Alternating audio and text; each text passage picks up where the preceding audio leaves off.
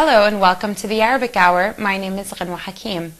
On today's program, we have longtime friends of the Arabic Hour, human rights activist Dr. Nancy Murray, interviewing British author Victoria Brittain on her new book, Shadow Lives, The Forgotten Women in the War on Terror, and also Jeff Klein interviewing co-authors of the book, The Gaza Kitchen, Maggie Schmitt and Laila El-Haddad. It would be terribly out of context to not name names in the case of these Palestinian foods being marketed and often copyrighted as Israeli.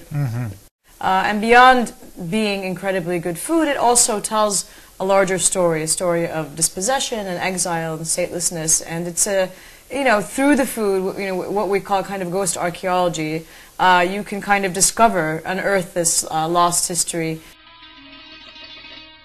Because we've all felt that here is somebody, a case that everybody ought to be able to unite on. Everybody knows he's innocent. The Saudis have an interest in him, the British have an interest in him, the Americans have an interest in him. And the British government wants him back. The British government has asked for him back. And we, for a long time, felt that this was maybe the little crack in the door. If Shaka could be released, then other people could be released. But then we found other things, like half the people who've been cleared are Yemenis. And 2 years ago, President Obama suddenly said that no Yemenis, under any circumstances, were going to be released. Victoria Brittain is a leading British journalist who has closely covered Guantanamo for years.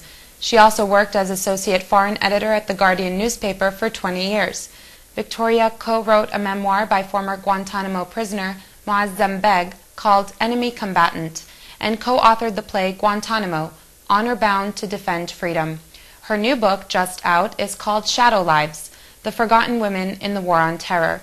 The book discusses the unseen side of 9/11, its impact on the wives and families of men incarcerated at Guantanamo. Victoria Brittain shows how these families have been made socially invisible and a scapegoat for the state in order to exercise arbitrary powers under the cover of the War on Terror. Friend of the Arabic Hour and guest interviewer for today is longtime civil and human rights activist Dr. Nancy Murray. Dr. Murray holds a PhD in history from Oxford University and has written extensively on civil and human rights issues. And now to the interview. Hello, Arabic Hour. I'm very pleased today we have with us Victoria Brittain, who is visiting the United States from the United Kingdom. She is an old friend of mine. We met 35 years ago when we were both living in Kenya. She was a journalist for the Guardian newspaper. She was a journalist in many countries, from Vietnam, all over Africa, the Middle East. And she's written several books, which will be of great interest to American audiences. She's written books on apartheid South Africa, on Angola, on the first Gulf War, and more recently, she's co-authored a play called Guantanamo, Honor Bound to Defend Freedom, and co-authored with a Guantanamo detainee, Moazzam Begg, his memoir, Enemy Combatant. She is here to talk about her new book, which is called Shadow Lives, The Forgotten Women of the War on Terror. So, welcome, Victoria. Thank you very much. Now, this book is a really huge wake-up call, I think, for a lot of American audiences. Please explain what it's about and tell us how you got interested in the subject. Everybody was interested in Guantanamo, 2003, 2004. But in Britain, at any rate, nobody knew anything about these people who were supposed to be the worst of the worst, to quote Donald Rumsfeld.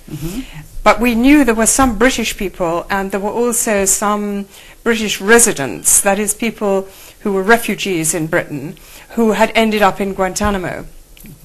I interviewed some of the families of these people, and I found that they were as absolutely bewildered as everybody else was. There was no narrative who were these people.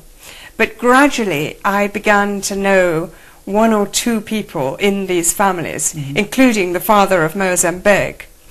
And by the time Moazzam was finally released after his years in Kandahar, in Bagram, and in Guantanamo, I knew the father well enough, and I knew the lawyers concerned well enough for them to have suggested to Moazzam, the person who could help him write his very important memoir, might be me.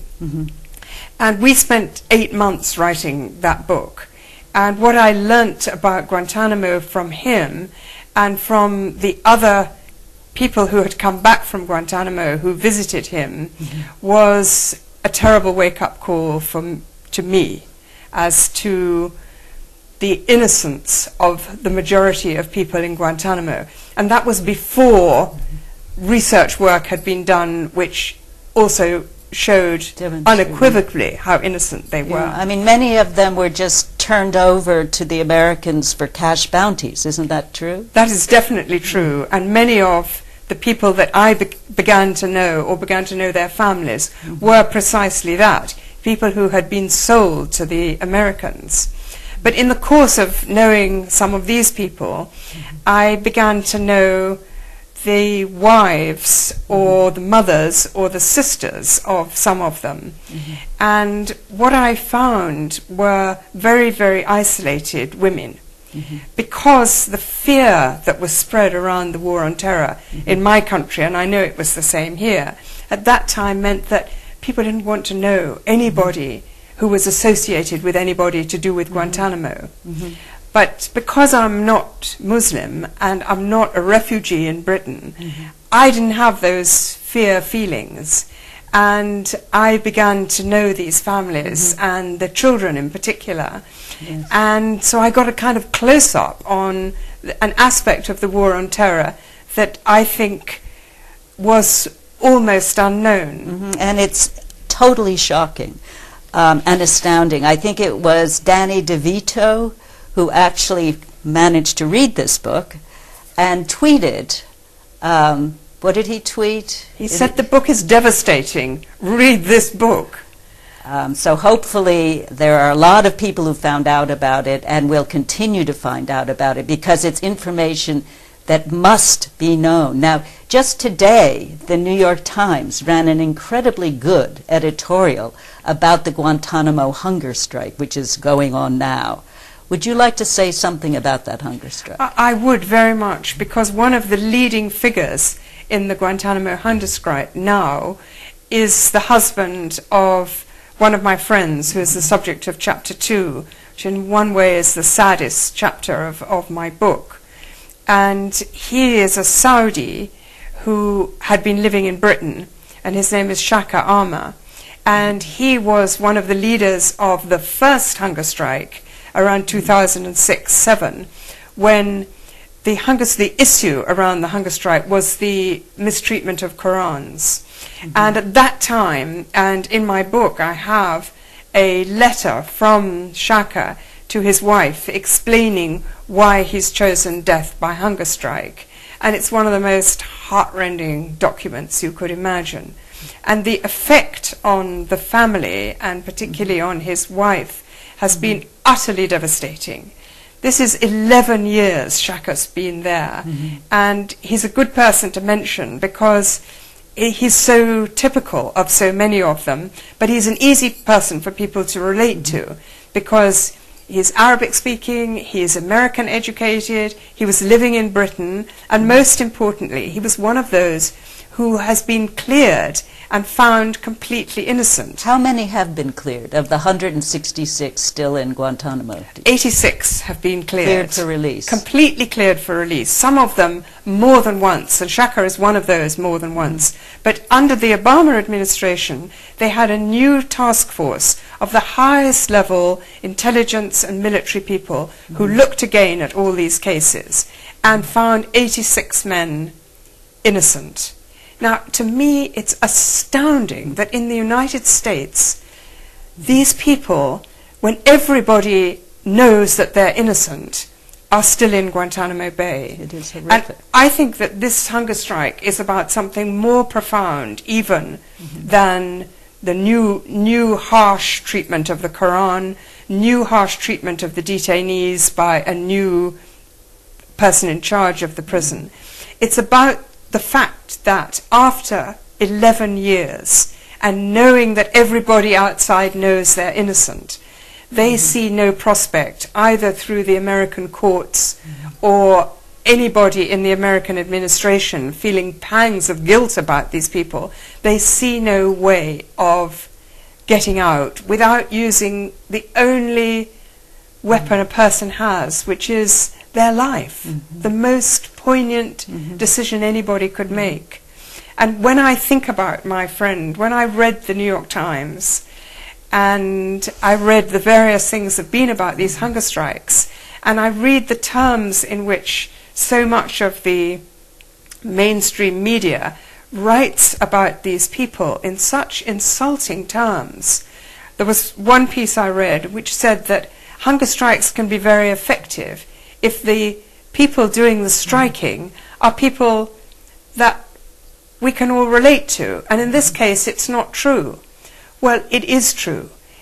Anybody who reads any part of my book about the wives will have a sudden moment of realizing these are fathers, these are husbands, they're people. And the dehumanizing, which has made it possible for the government to do what it's doing, has to drop away. We have to find a way of getting people to see these are people. Right, these are people, and in this case, these are people that the United States government is keeping imprisoned without charges or trial for a decade or more, having tortured them in many cases.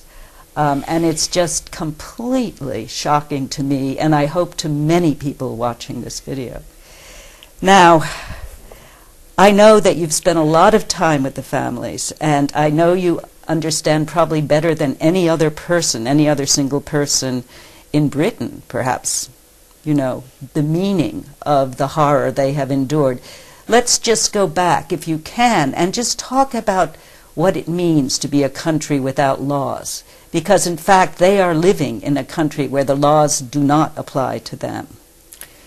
Well, what happened in the aftermath of 9/11 was that our government at the time, a Labour government headed by Tony Blair, began making new laws. And one of the laws they passed was to allow extraditions between the United States and Britain to be done in a much quicker way, in which no evidence had to be shown by the United States if they wanted somebody. That was one thing.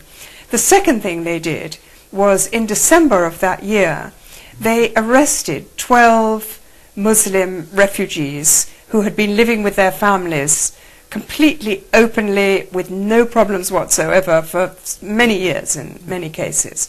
They arrested them, put them in prison, never interrogated them. There were no charges against them. There was a vague implication they might be involved with Al-Qaeda.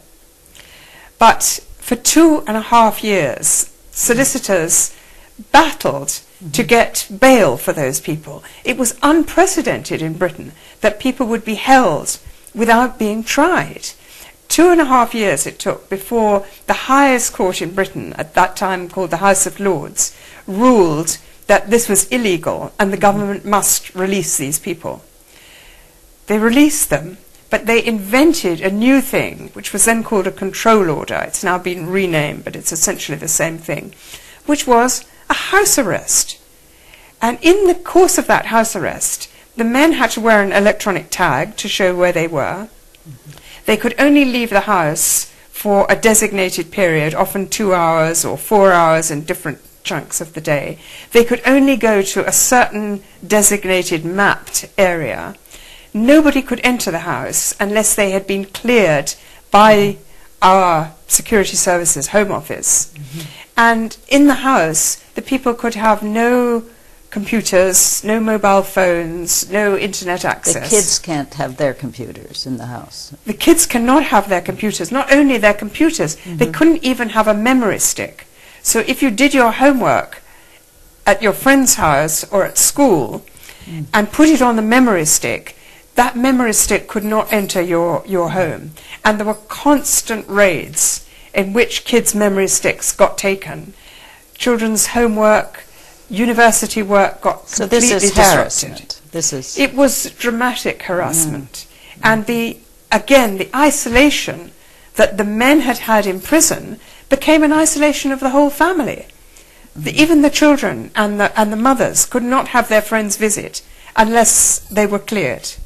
And almost nobody in Britain knew about this. And I kind of found out about it by accident, because one of the men, who was a friend of Moazzam's, asked me if I would visit his wife. And I got cleared by the solicitors because I didn't mind being investigated and being cleared. Whereas had I been myself a Muslim refugee woman who wanted to visit a family, I would not have probably wanted to do that. So again, I found these very isolated people living in a way in my country which astonished me and would have astonished anybody who found out about it. Would you describe when you went to visit one of these wives and you could not enter her house? Yeah. Well, there was one of the wife who heard that I was a friend of other people and asked me if I would be cleared to visit. Because her husband came from Algeria, and I used to live in Algeria, and she came from West Africa, and I also lived in West Africa. I felt a great affinity with this family, and I was longing to get to know them. And it took quite a while, several months, and she said, "Oh, don't wait to be cleared. Just come and visit me. I'll put a chair outside my house on the pavement, and you can just sit outside, and I'll sit inside." So there's this astonishing scene. I'm sitting like this in my chair on the pavement. It was freezing cold winter, gloves, hats, the whole thing. She was wearing full veil, gloves, niqab, everything, chatting, laughing, smiling, with a little table between us, cups of coffee and biscuits. And she found this normal. So I soon learned to find it normal too. But so it was full of funny things, but mad things. You know, it was like Alice in Wonderland. If you tried to tell these stories to people, they say, "What? Can it really be true?" So you've been talking about what's been going on in the United Kingdom. I know there are very strong connections between that experience and what's been happening here, and connections between the United States and England. Would you talk a bit about that? Well, the connections are absolutely everywhere. From many of the individuals I know who were arrested variously in Pakistan or in West Africa, they've been arrested by the nationals of that country, accompanied by Americans, and in one case taken to meet British officials who did absolutely nothing to get them freed or get any kind of due process going, but just completely wash their hands of it. And in another case, when asking to see the British consular or ambassadors in the country, the Americans just laughed at him and said, "Who do you think gave us the information about you?" And I never saw such a person. And within Guantanamo, people have been interrogated by British officials, British intelligence people, as well as by American intelligence. And the links between them are just so, they're everywhere, absolutely everywhere. Including the kind of impact on women and families in this country that we've seen in your book in England. You talk about U.S. families as well. I have included some American families, particularly iconic cases like the Holy Land Foundation and Professor Al-Aryan and Miriam Abu Ali's brother. These cases are so iconic in America, and they assumed a big relevance to people in Britain in the sense that people from Britain were going to be extradited or were threatened with extradition. And in fact, those extradition warrants have been finally carried out. But what I found were great differences, but also some similarities. One of the similarities is this isolation. I remember Laila Abu Aryan telling me that after her father lost his case, suddenly their phones stopped ringing. People they had been close friends with for years just simply cut them off. And that is very much what I also, of course, found in Britain. But the impact on the families in Britain, I've seen something that has been more painful and more shocking, which is several of the men involved in these cases became so despairing that they tried to commit suicide several times, including in front of their families. And if you can imagine going to visit a man who's on hunger strike in hospital and very close to death, who has insisted on all his children being brought there, it was an experience you couldn't bear the idea of any child having, but I saw these children having it. And one of these children, I remember, wrote a very, very kind of poignant letter years later saying, listen to what my life has been like and think if you could bear to live like that. And this is what I want people to be able to make the imaginative leap to living with men who've been so unjustly treated by our various countries. Well, on the one hand, the book describes this isolation, but on another hand, it also talks about some quite incredible campaigns that have been mounted on behalf of some of these people, and perhaps you could say something about that. Yeah, I'd love to tell you about the campaign run by the family of one man. He's a British man called Baba Ahmed, who's a computer engineer in a hospital, in a university. And he was, the Americans asked for his extradition 8 years ago. So for 8 years, although he was accused of nothing in Britain, he was in a very high security unit in a very remote prison in Britain. And from his prison cell, he got all his family, who were very high-achieving, busy doctors, dentists, academics. They were all working on various campaigns to get people to know about him. And one thing he did was run for Parliament. Another thing they did was run a petition in which we got 140,000 signatures to have Parliament debate why he could not be tried in Britain. And the resonance that this had... So he was calling for a trial. He said, don't release, I don't want to be released, I want a trial. I want a trial in Britain. I've never been to America in my life. I've never had anything to do with America. If I've done something wrong, let me be tried here. In fact, there was one trial, but it wasn't of him. It was a suit that he took against the Metropolitan Police for beating him up very severely during his arrest. And he actually won a very large settlement for abusive behavior and the wounds that he suffered. So he organized all these things from prison. But he exhausted all the different courts in Britain and finally the European Court of Human Rights. And last October, he was one of half a dozen British and other British residents, British nationals and British residents, who were extradited to So they are now here in the United States. They're now here, and his trial and his co-defendant, who's another British young poet called Talha Hassan, they are both in prison in Connecticut, and they will have trials in this coming autumn. Why Connecticut? Because the website that they were involved with had its home was in Connecticut, and although none of them had ever had anything to do with Connecticut, the fact that this website was a website connecting to people who were interested in the war on Chechnya, the war between the Russians and the Chechens all those years ago, and to some extent the wars in Afghanistan, this is the area that... So for 8 years, because of comments about the war in Chechnya and Afghanistan, he has been in prison and fighting extradition, and now he's going to stand trial. Of course, it's very important to recognize in these cases and in all the others that I'm talking about that secret evidence has been a very important part of the arsenal of both your government and mine.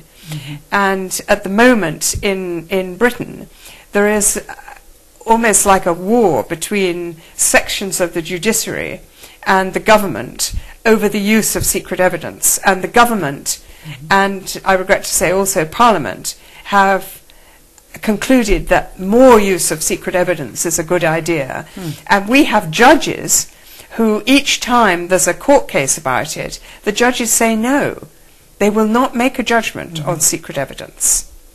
And the same kind of battle I have watched over this decade go on between the very heroic American lawyers who work on Guantanamo and have been working all these years, and the sections of the judiciary here who sometimes they win a case, like some of the habeas corpus cases, they win, and then immediately the government appeals to another court, and they lose. Right. So the doggedness with which some of these lawyers have kept going, and always it's the same. It's people saying the rule of law is the foundation of our society, and if we let that go, we have a different country, and we don't want that. So what is the feeling of people in Guantanamo when they see these battles being fought in American courts, and they hear there are good decisions at the Supreme Court, and they hear there's now going to be habeas corpus, and nobody gets released? Years go by. They hear that they've been cleared for release, and 3 years later they're still there.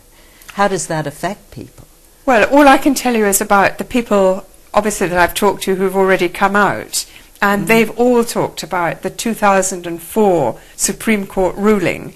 And Moazzam actually described to me how the guards came to tell him, you're going to get tried in America. Everything's going your way. The guards were telling him that. And he has described very graphically the feeling of, oh, at last, all these misunderstandings are going to be ironed out because I'm going to be in a court where I can have a fair trial. But I think as the years have gone by, according to the lawyers that I know who still work by going into Guantanamo, you wouldn't find any prisoner in Guantanamo who thinks the American legal system is what's going to get them out. I'm afraid disillusion has long since stepped in. And that's why you've got this hunger strike now. People have seen the reality of the roadblocks put up by Congress, the going back on his word of President Obama to close Guantanamo, and I think they feel it's a complete cul-de-sac, and they have no way out, and that's why they've taken this step. I mean, it seems incredible that the Obama administration, having started off on day 3 with this executive order and the vow to close Guantanamo, end torture, should be now basically averting its gaze. That's how I see it. They've shut down the office that looks at releasing people. He signs on to the legislation, the National Defense Authorization Act, which basically has a clause in it in which Congress ties his hands from releasing anyone, and he signs that into law. I mean, what is behind this? Why can't he just... I guess that's asking you to deal with I'm not system. an American. All I can tell you is that when he first signed that, that for those of us involved with Guantanamo in Britain, we all said, phew, we'll be able to stop working on this. It was something to do with the Bush administration. It's going to be over. And it took us many months to really accept that things were as bad as ever. And actually, everything you've said about the NDAA and the roadblocks of Congress makes us even more despairing, really, that in the American system there's a way out of this. We've tried everything. We've tried to get the most high-powered delegations from people in Britain to come here and meet people in Congress or meet people in the administration to talk about the case of Shaka, because we've all felt that here is somebody, a case that everybody ought to be able to unite on. Everybody knows he's innocent. The Saudis have an interest in him, the British have an interest in him, the Americans have an interest in him. And the British government wants him back. The British government has asked for him back. And we, for a long time, felt that this was maybe the little crack in the door.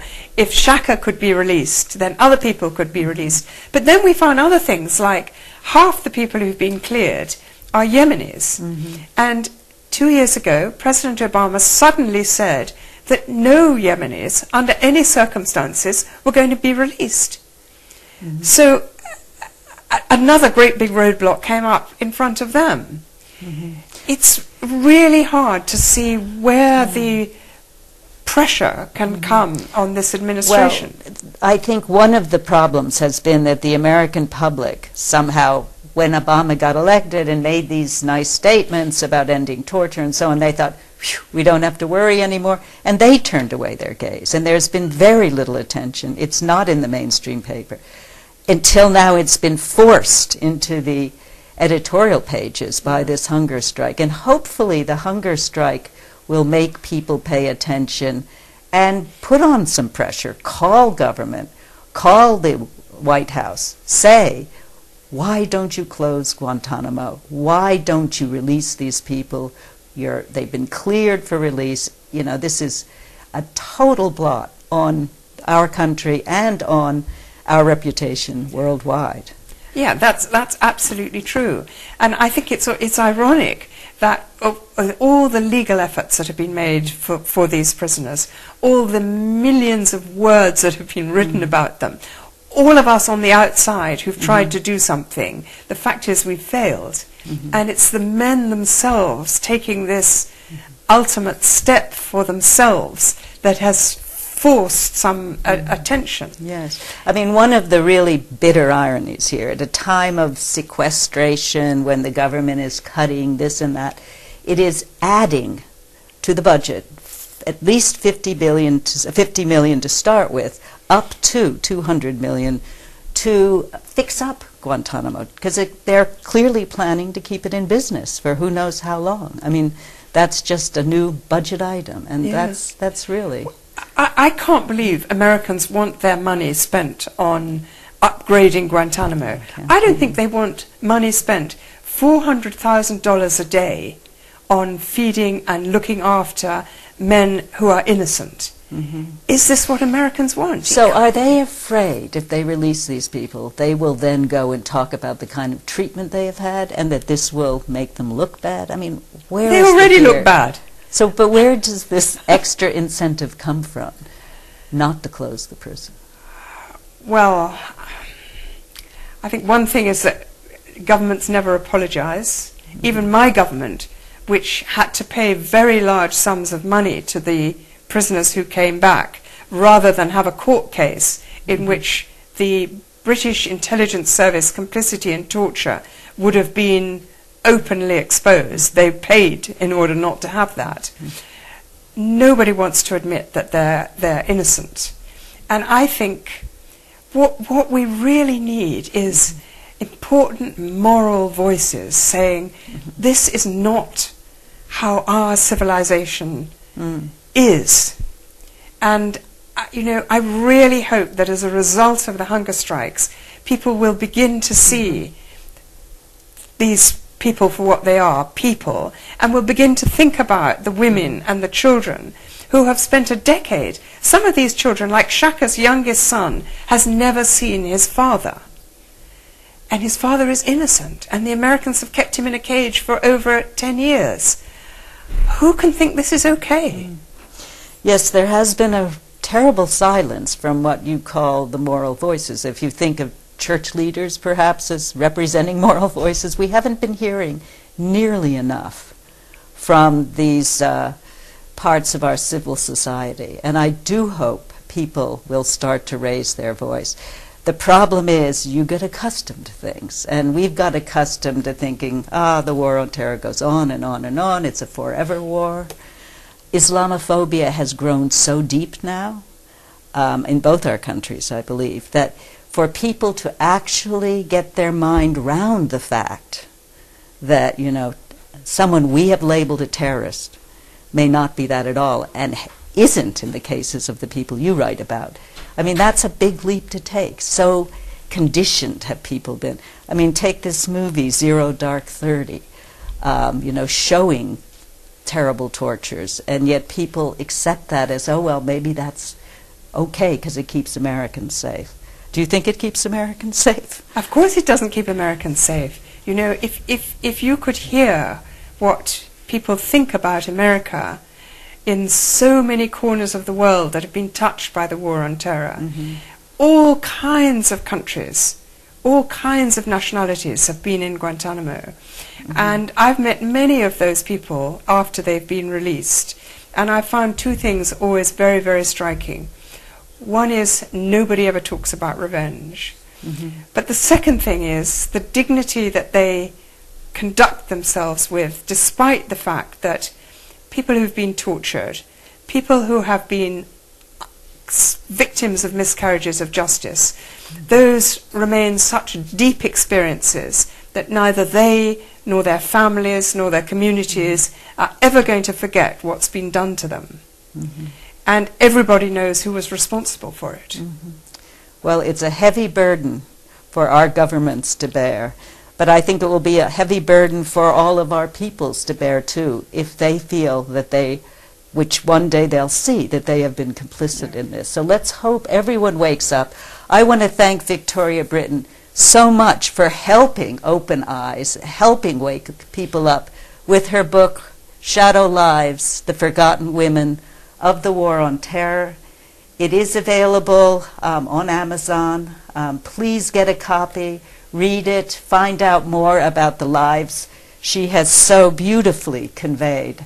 And thank you for getting beyond all of these terrible barriers and really getting to know people as human beings. Thank you, Victoria. Can I say one more thing? Sure. The main thing for me that's come out of this 10 years, and I hope comes out of the book, is how heroic and amazing these women are. And I think they are role models for another generation. And I hope people take it like that. Okay. Great. Thank you. Thank you. That was an interview by Dr. Nancy Murray with British journalist and author Victoria Brittain on her latest book, Shadow Lives, The Forgotten Women in the War on Terror. We will be back with co-authors of the book, The Gaza Kitchen, after this short break.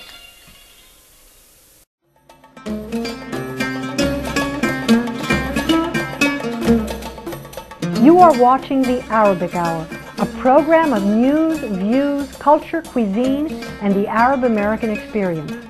To view today's program or any previous programs, log on to our website at www.arabichour.org.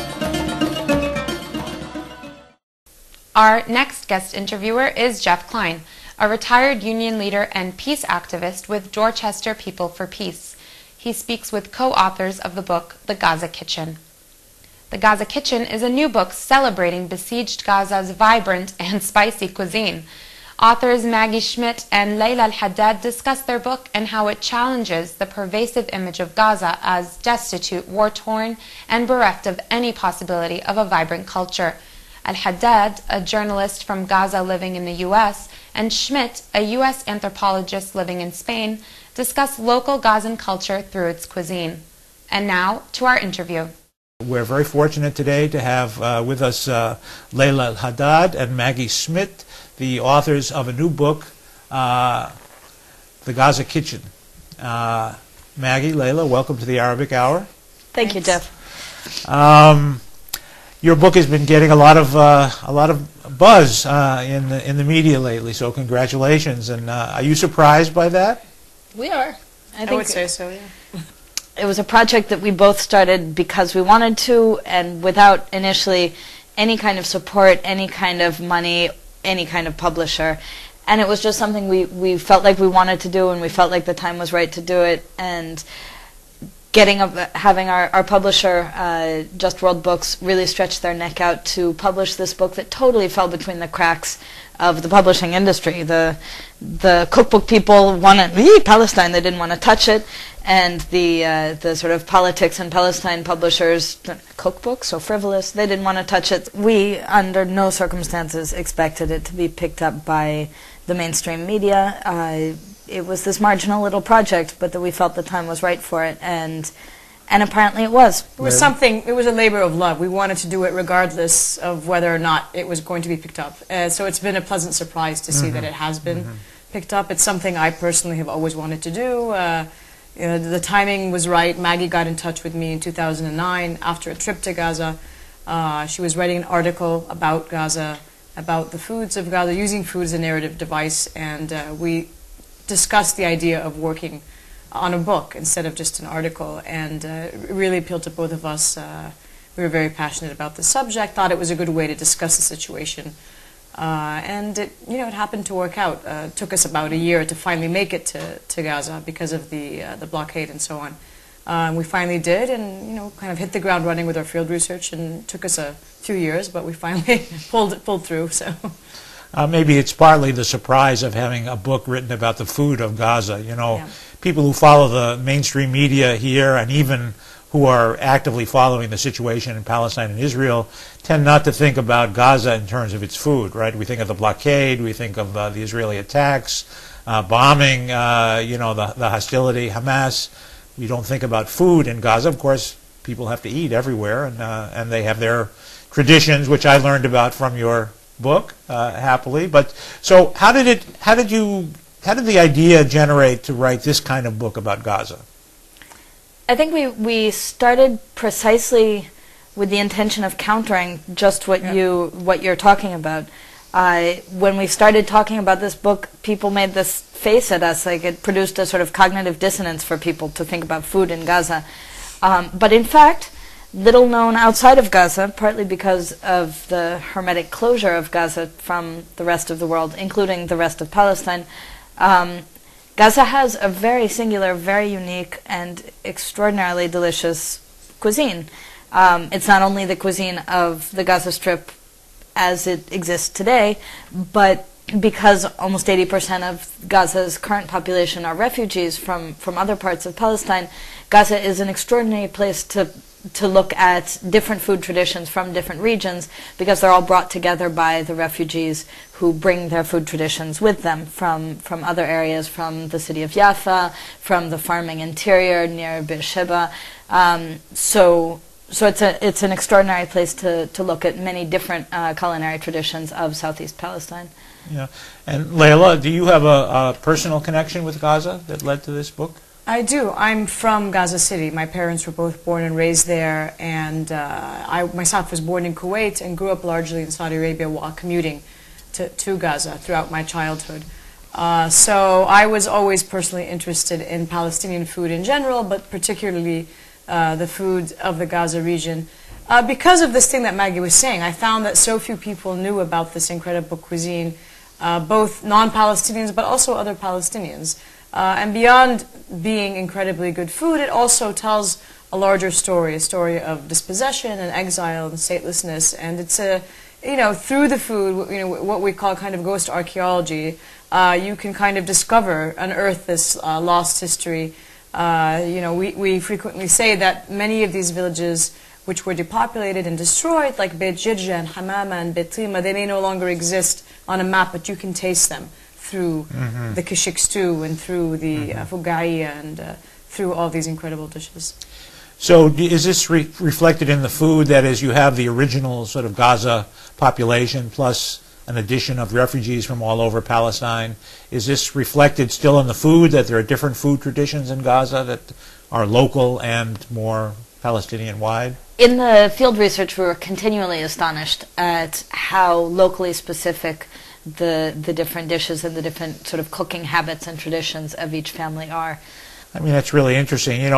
People tend not to think about it in those terms, but I think food traditions are the most conservative cultural things that we have. People in the United States who have their roots in other countries may have forgotten their original language, a lot of things about the culture, but there are dishes and foods that still derive from their, 3-4 generations back, from Ireland or France or Germany or Russia. Exactly. And, Absolutely. It's interesting. The taste of home. I mean, nothing evokes memory so acutely and so suddenly as taste, as smell. And so I think it's that people really hang on to those things.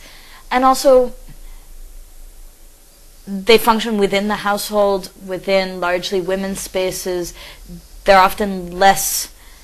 They absorb or are aware of all of the different changes going on socially and politically, and for us, the part of the sort of wager of the book is that you can talk about, you can start from individual households and looking at cooking habits, household purchasing habits, household economics, and sort of trace the threads out to look at the agricultural situation, the borders, imports, exports, the greater economic and political situation, but starting from those micro spaces.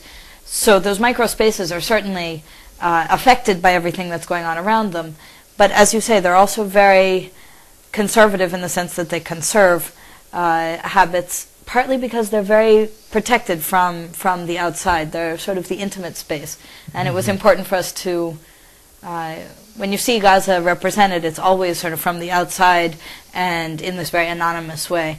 And it was important for us that somehow the heart of our book be in that interior, intimate, private family space, and then work outwards to look at the situation from there.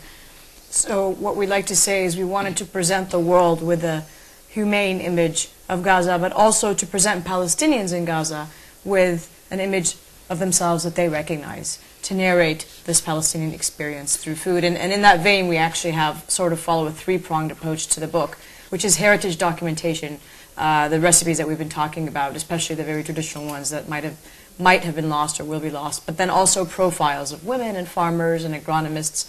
And finally, we have little vignettes, political and economic analysis, things like that.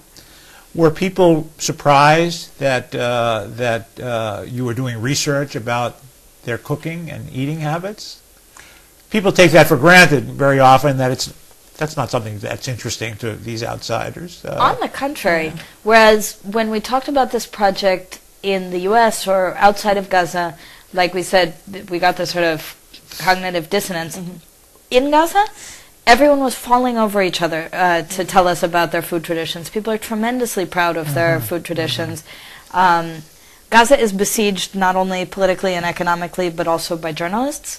But they're always doing the sort of quick, fast, soundbite, helicopter journalism, they call it. And so everyone in Gaza is sort of braced and prepared for their official line about the borders, the conflict, the rockets, the infighting, the sort of hot topics. So when we arrived there and approached them, they'd sort of brace themselves to give like that talk. And then we'd say, no. Tell us about lentils. How do you make lentils? How did your grandmother make lentils? And they were completely unhorsed. They were totally surprised. And then as soon as they sort of collected themselves from the shock, they were completely into it, because everyone loves to talk about food. That's true here as it is there. Right. And because of these very local specificities and the amount of sort of identity and pride that goes into each local specificity, everyone wanted to, no, come with me, come to my auntie's house, come with me. And the biggest problem we had doing the field work was that we just didn't have enough time to visit all those houses and cook all those dishes. And this is remarkable given that it was Ramadan when we were there.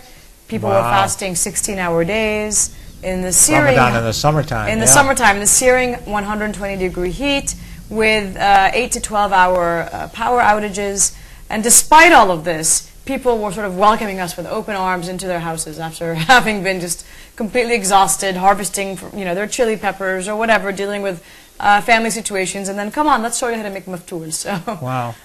People also got it, sorry to interrupt, that when you're talking about food, you're not just talking about food. Like food is a sort of a shorthand for humanity, for ordinary daily life outside of the sort of headline spectacular stuff, for family legacies, for identity, for personal story. It's food brings together so much, and so much of what is never represented about Gaza, and people immediately understood that and got it and got on board with the project. And it speaks to the constant steadfastness of Palestinians, their ability to retain their dignity and to continue on, to simply exist and to maintain this kind of life, is to be able to resist everything that has been thrown at them.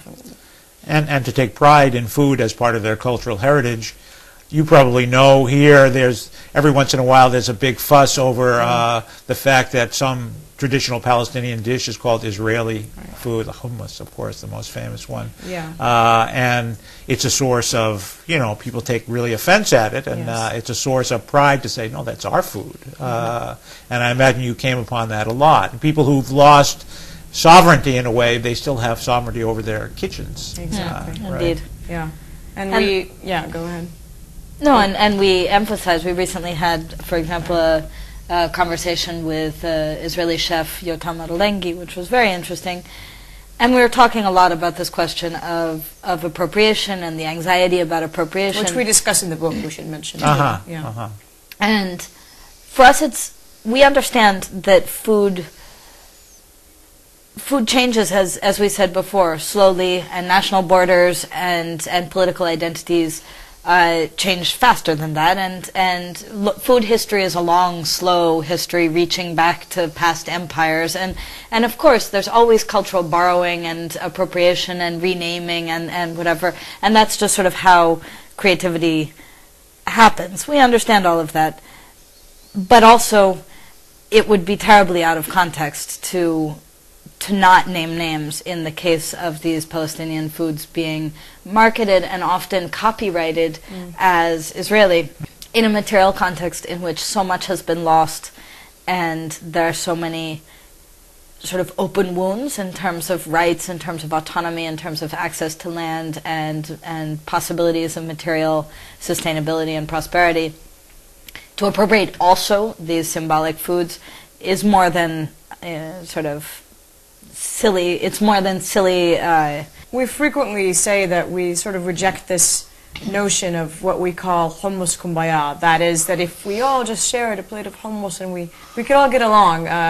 It's not frivolous to talk about it, about whether cultural appropriation or other, because if you're not addressing the underlying inequities and putting things in context, then that will resolve nothing in the end of the day. Speaking of inequities, you know, some of our viewers who follow the Palestinian political issue and the dispute will remember that when the blockade was first put into place over Gaza, very famously the assistant to then Premier Ariel Sharon, Dov Weissglass, said they were putting Gaza on a diet. They weren't going to starve them to death, but they were going to make them lose weight.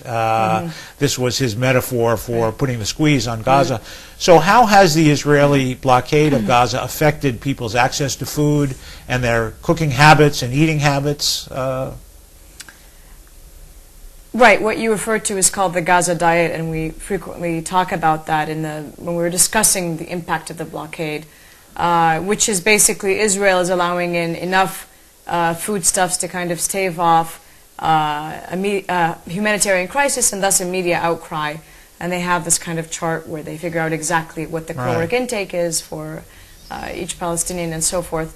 And the result has been that food is available, foodstuffs are available, products are available, because you often have sort of well-intentioned activists saying, oh, but there's no food in Gaza and poor starving Gazans, and that's not true. There's food in Gaza.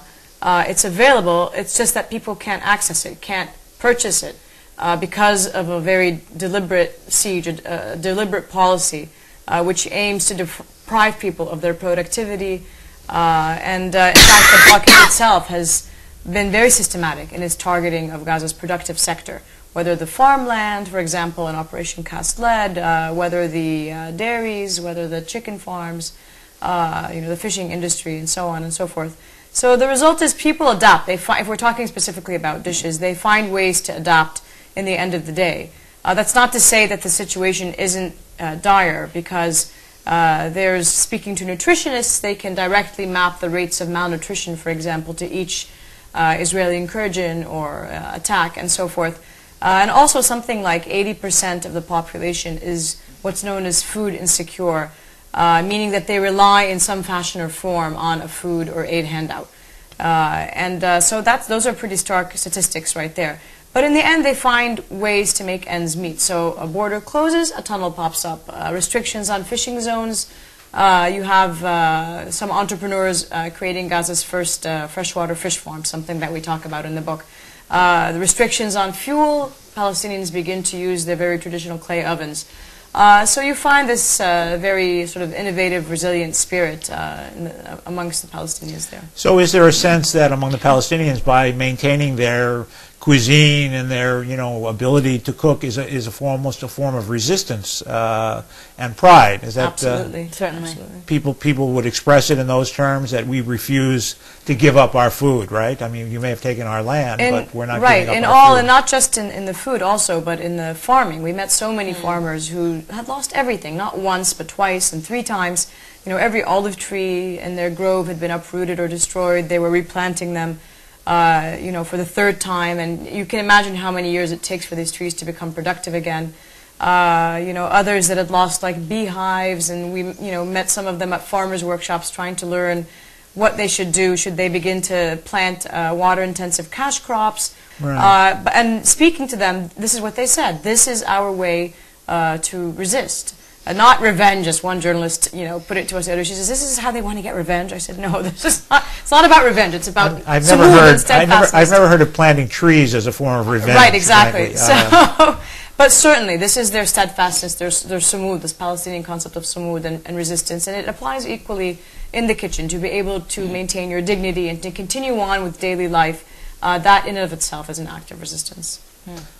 You know, even within 1948 Israel, people take great pride in their food also, and refer to food as a form of resistance. You're reminding me now that among the Bedouin in the southern part of what's now Israel and the Nakab, who are being removed now, they have a chant that says in Arabic, I'm translating, we're staying as long as the za'atar and the olive stays, we're staying. And you know, food is a cultural, political reference point. It's more than just something you eat. Yeah. Right? Absolutely. So thank you once again. We really look forward to your next project, and hopefully you'll be back on the Arabic Hour. But meanwhile, I want to remind our viewers, The Gaza Kitchen by Laila El-Haddad, Maggie Schmitt. And can you tell us how people can get the book? Absolutely. If you go to www.justworldbooks.com, you can purchase them there. Okay. Well, thank you very much, and I hope we'll all get a copy of this book and start trying out the recipes. Thank you very much. Thank you, Jeff, and many thanks to our guests Maggie Schmitt and Laila El-Haddad, co-authors of the book The Gaza Kitchen. Thank you so much for joining us. Some stations will be leaving us, and we look forward to seeing you next week. For those of you staying with us for the remainder of the hour, we hope you enjoy the last musical segment following the closing credits. On behalf of all of the volunteers here at the Arabic Hour, this is